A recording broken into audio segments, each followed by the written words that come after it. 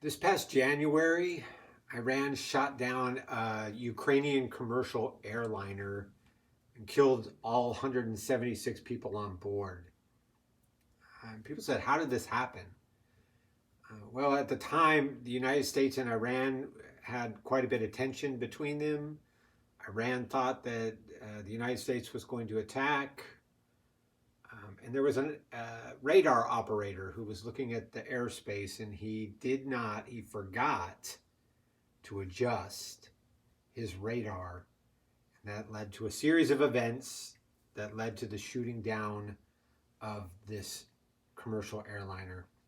A tragedy, just one little act of forgetfulness by the radar operator led to so much destruction. We tend not to think of forgetfulness as that big a deal. Sure, when we lose our keys or we lose some tool we're trying to find, we might get a little frustrated, but usually we laugh off forgetfulness and don't treat it like it's that big a deal. But the scripture's real clear that forgetfulness is spiritually devastating. That in order to be wise, we can't forget. We have to remember. As a matter of fact, Proverbs 3, verse 1 tells us, do not forget the teaching. It says, let's keep it in our hearts.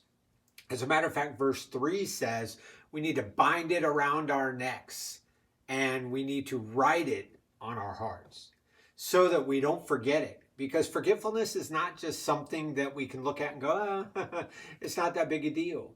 When we forget what wisdom tells us, when we forget who we're supposed to be, when we fail to take what we learn and hold on to it, it is spiritually devastating. To allow our minds to slip and to fail to take seriously the accumulation of wisdom is absolutely spiritually destructive. And that's why we have to constantly come back to do all that we can do to remind ourselves. We have to work to memorize these things. We have to work to meditate on them, to really think through it and to decide how it's going to look in our lives. Because if we don't remember, we face that moment of forgetfulness.